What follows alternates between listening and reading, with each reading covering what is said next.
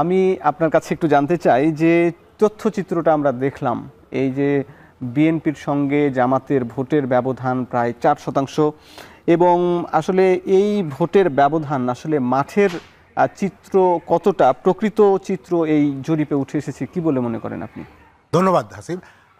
আসলে এই জরিপটা গত দুদিন আগে পাবলিশ হয়েছে, বাট তার আগেও কিন্তু বেশ কয়েকটি জরিপ পাবলিশ হয়েছে। আমরা নিজেরাও কয়েকটার সাথে জড়িত ছিলাম। আপনার এখানেও প্রোগ্রাম হয়েছে। ইনোভেশন নামে একটা কোম্পানি, জরিপ প্রতিষ্ঠান, সেটা লোকাল প্রতিষ্ঠান, তারা করেছে। বিআইজিডি নামক একটি ডেভেলপমেন্ট অর্গানাইজেশন করেছে। তারপরে গত 2 সপ্তাহ আগেই আপনার বিওয়াইএলসি নামে আরেকটা জরিপ প্রতিষ্ঠান, তারা শুধু ইয়াংদের নিয়ে করেছে। তো আমরা দেখেছি যে জরিপগুলোর মধ্যে একটা কনসিস্টেন্সি দেখতে পেয়েছি গত পরশু দিনেরটা নিয়েও, যে অফকোর্স প্রতিটা জরিপেই বিএনপি এগিয়ে আছে। বাট যেটা পার্থক্যটা হয়েছে, দুইটা পার্থক্য। একটা হচ্ছে যে আগের জরিপগুলিতে প্রায় একটা বড় অংশ, প্রায় 40 থেকে 50% অংশ, তারা বলেছিল যে তারা এখনও ঠিক করেনি বা তারা বলতে চাচ্ছে না। এই জরিপের একটু বিশেষত্ব এটা হচ্ছে যে এখানে দেখা যাচ্ছে যে প্রায় 80% লোক যারা জরিপে অংশগ্রহণ করেছে তাদের মধ্যে কিন্তু তারা বলেছে তারা কোন দলকে সমর্থন করবে বা কাকে ভোট দিবে। তো সেই জায়গা থেকে এই জরিপটা আগের জরিপগুলি থেকে একটু ভিন্ন।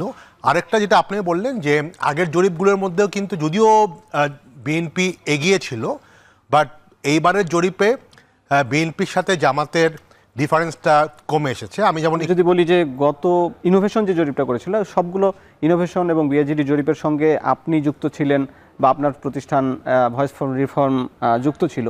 তো সেখানেও দেখা গেছে যে ইনোভেশনের জরিপে 41% এবং 31% বিএনপি এবং জামাতের ব্যবধান প্রায় 10% কম বেশি, এখন কিন্তু 4। তাহলে আসলে কি এই সময় যত গড়াচ্ছে তাহলে কি এই সমর্থনের ব্যবধানটা কমে আসছে? আপনি দেখেন এখানে আরেকটা ব্যাপার আছে, কিন্তু ওই ইনোভেশনের জরিপে কিন্তু আওয়ামী লীগ আওয়ামী লীগের পার্টিসিপেট করছে না, তখন ডিসিশন ওভাবে হয়নি। তো সেই জায়গাতে কিন্তু যারা জরিপকারীদেরকে কিন্তু বলা হয়েছিল, তারা অনেকেই কিন্তু আওয়ামী লীগের ব্যাপারে সিলেক্ট করেছিল। এবারের জরিপে, আইআরআই জরিপে কিন্তু আওয়ামী লীগের ব্যাপারটা অপশন দেওয়া হয়নি, এবং এই জন্যই কিন্তু আপনি দেখবেন এই জরিপে কিন্তু জাতীয় পার্টি প্রায় মোস্ট প্রবলি 5%-এর মতো ভোট পাচ্ছে। ইনোভেশনের ক্ষেত্রে কিন্তু দেখা গেছে যে 1-2%-এরও কম ছিল। তো বোঝা যাচ্ছে যে আওয়ামী লীগের কিছু ভোট হয়তো জাতীয় পার্টির দিকে যাচ্ছে, আবার এবং ওখানে অনেকে এখনো বলেছে যে অন্য কোনো দলকে বা অন্য কাউকে। তো সেটাও কিন্তু একটা ইম্প্যাক্ট ফেলেছে। বাট আমি মনে করি এই জরিপে যদি বলেন সবচেয়ে খুশি হওয়ার কথা, অফকোর্স এখানে তো বিএনপির একটু দুশ্চিন্তা হওয়ার কারণ আছে, বাট যদি খুশি হওয়ার কথা বলেন সবচেয়ে বেশি কিন্তু হওয়ার কথা আসলে নতুন এই রাজনৈতিক দল এনসিপি। কারণ আগের জরিপগুলোতে কিন্তু এনসিপি আসলে 3-4%-এর বেশি কিন্তু কখনো ছিল না। এবারই কিন্তু তারা 6%। তো অনেক ক্ষেত্রেই একটা আলোচনায় ছিল যে গত বিভিন্ন ক্যাম্পাস নির্বাচনে জাকসু এই নির্বাচনগুলিতে এনসিপির কিছুটা হলেও ভরাডুবি হয়েছিল। তো অনেকেই হয়তো একটু আশাহত হয়েছিল এনসিপির সাপোর্টাররা। তারা কিন্তু এই জরিপটা দেখে কিছুটা হলেও আশাবাদী হতে পারে, কারণ তারা কিন্তু আগের জরিপগুলো থেকে একটু ভালো সিচুয়েশনে এখন আছে দেখা যাচ্ছে। আমার সম্প্রচার বিভাগের সহকর্মীদের একটু বলবো যে আমরা চিত্রটা আবার দেখতে চাই, প্রথম চিত্রটা। সেখানেও আমরা দেখছি যে এনসিপির এবং ছোট ছোট রাজনৈতিক দলগুলো, এনসিপি এবং ইসলামী আন্দোলন, তারাও কিন্তু 4%। এখানে দেখা যাচ্ছে যে এনসিপি 6%, জাতীয় পার্টি 5, এদিকে ইসলামী আন্দোলন বাংলাদেশ 4। এখানে যদি এই ছোট রাজনৈতিক দলগুলো আর এদিকে বিএনপি এবং জামাতের যে ব্যবধান সেটি কিন্তু 4, তাহলে কি ভবিষ্যতে যদি রাজনৈতিক নির্বাচনের পরে সরকার গঠনের ক্ষেত্রে এই ছোট দলগুলো কি আবার গেম চেঞ্জার হতে পারে কিনা? শুধু সরকার গঠনের ক্ষেত্রে না, আমার তো মনে হয় যে এই ক্ষেত্রে এখনও কিন্তু ইলেকশনের প্রায় 2.5 মাস বাকি। তো জোট, যদিও আমরা জানি যে হয়তো 3টা জোট হচ্ছে, বিএনপি এবং সমমনা দল, জামাত এবং কিছু ইসলামিক দল এবং এনসিপির ক্ষেত্রে, কিন্তু এনসিপির ক্ষেত্রে যদি দেখেন আপনি, এবং আমরা জানি যে জামাতের সাথে বোধহয় ইসলামিক আন্দোলন একসাথেই হয়তো জোট তৈরি হবে, বাট দল তারা একসঙ্গে। কিন্তু যদি এনসিপি এখানে আইদার বিএনপির দিকে যায় অথবা জামাতের দিকে যায়, তাহলে কিন্তু অনেক হিসাব পাল্টে যেতে পারে অ্যাটলিস্ট এই জরিপ অনুযায়ী। তো আমার কাছে মনে হয় জাতীয় পার্টির ক্ষেত্রে আমি ব্যাপারটা ওভাবে দেখছি না, কারণ জাতীয় পার্টির ভোটের বেশিরভাগই আসলে বোঝাই যাচ্ছে যেটা আওয়ামী লীগের ভোট। মানে যেহেতু এবার আইআরআই সার্ভেতে আওয়ামী লীগকে অপশন হিসেবেই দেওয়া হয়নি, তো এবং অন্যান্য সার্ভে দেখা গেছে জাতীয় পার্টি অনেক কম, 1%-এরও কম অনেক ক্ষেত্রে, তো সেইটা মোস্ট প্রবলি আওয়ামী লীগেরই একটা ভোট বেস। বাট অন্যগুলির ক্ষেত্রে কিন্তু দেখা যাচ্ছে যে অন্য ছোট রাজনৈতিক দলগুলোর এক ধরনের ভালো প্রভাব কিন্তু আমরা নির্বাচনে দেখব। বাট অফকোর্স নির্বাচনে বাংলাদেশে যেটা হয় যে নর্মালি শেষ পর্যন্ত প্রথম দুইটা ক্যান্ডিডেটের মধ্যেই আসলে ফাইটটা বেশি হয়। অনেক ক্ষেত্রে দেখা যায় ছোটো ক্যান্ডিডেটের সাপোর্টারও আচ্ছা ওকে ভোট দিলে ভোটটা নষ্ট হবে, যে জিতার সম্ভাবনা তাকেই ভোটটা দেয়, তো সেই ইকুয়েশন হবেই। কিন্তু তারপরে আমার কাছে মনে হয় যে সামনের দিনের জোট কিভাবে তৈরি হবে সেটারও এক ধরনের হয়তো অনেক ক্ষেত্রে এখানে ইনফরমেশনটা অনেককে ইনফ্লুয়েন্স করবে। আমি একটু জানতে চাই যে এই জরিপগুলোর কারণে জনগণের মধ্যেও কিন্তু একটা পরিবর্তন লক্ষ্য করা যায় বা অনেক ক্ষেত্রে প্রভাবিত করা যায়। সেক্ষেত্রে কি এসব জরিপ নির্বাচনে কি আসলে কোনো প্রভাব ফেলবে কিনা? না দেখেন, জরিপগুলো কিন্তু আসলে মানে যা করা হচ্ছে সেটা নিয়ে আলোচনাটা কিন্তু হচ্ছে মেইনলি দেখবেন আপনি শহরেই। তো এবং আমরা হয়তো কথা বলি, এটা নিয়ে অনেক অ্যানালাইসিস হয়, আর্টিকেল লেখা হয়, কিন্তু সারা দেশে আসলে ভোটের ব্যাপারটা তো ডিফারেন্ট। একেবারে গ্রামে গঞ্জে যেখানে আসলে সবচেয়ে বেশি ভোট, তারা আসলে এই জরিপের ব্যাপারে খুব বেশি মনে হয় না ইনফ্লুয়েসড হওয়ার সম্ভাবনা আছে। তো সেটা আসলে হয়তো আমাদের যারা মানে একটু এলিট পলিটিক্যাল এলিট ক্লাসের মধ্যেই এটা নিয়ে হয়তো আলোচনাটা বেশি হয়। তো সেই ক্ষেত্রে আমার কাছে মনে হয় না জরিপের সরাসরি ইম্প্যাক্ট, এটা বিদেশে হলে হতো, বাট বাংলাদেশের রেসপেক্টে জরিপের ইম্প্যাক্ট প্র্যাকটিক্যাল ভোটে খুব বেশি হওয়ার সম্ভাবনা নাই। ফাহিম ভাই, আমরা দেখলাম যে বিএনপি এবং জামাতের দুইজন স্থানীয় নেতারা তাদের মূল্যায়ন বললেন। আসলে তাদের ভোটের বাস্তবতা এবং জরিপের ব্যাপারেও তাদের মতামত নিয়ে আমরা বিরতির পর আলাপ করব। আপনি সঙ্গে থাকুন। দর্শক, ভোটের ট্রেন নিচ্ছে আরও একটা বিরতি, ফিরছি একটু পরে।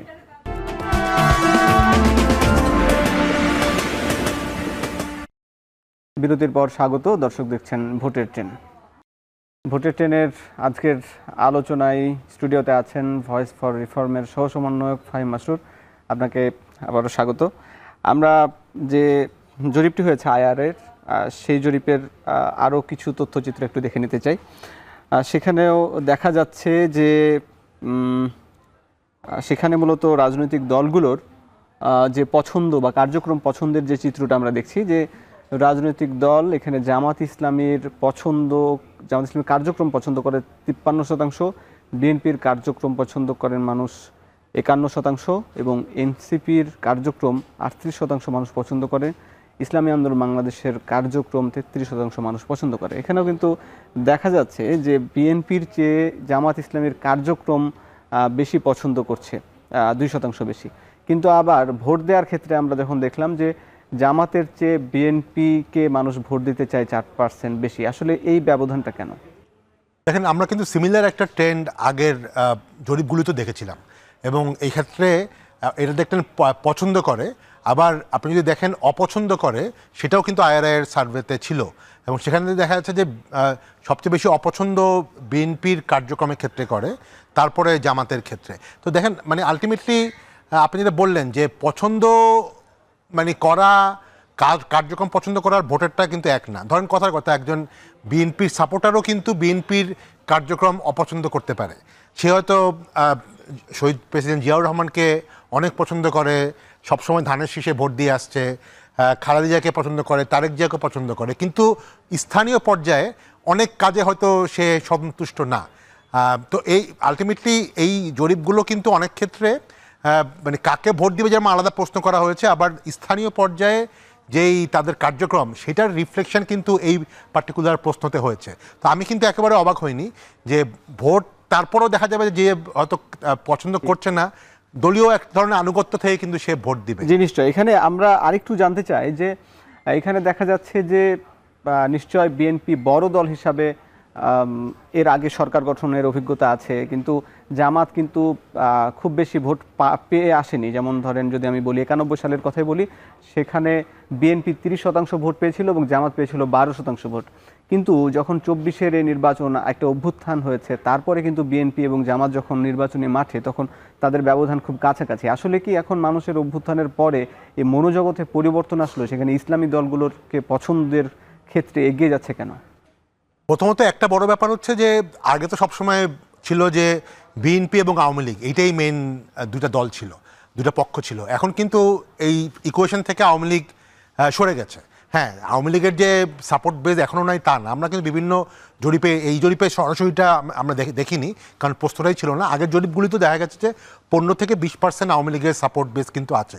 এখন সেই 15-20% আওয়ামী লীগের যে সাপোর্টাররা, তারা কিন্তু আবার এর মধ্যে ভাগ হয়ে গেছে। যেমন যেটা আমরা বলছিলাম যে জাতীয় পার্টিতে কেউ কেউ বলছে এর মধ্যে একটা অংশ কিন্তু বিএনপিকেও সাপোর্ট করবে যদি তাকে ভোট দিতেই হয়।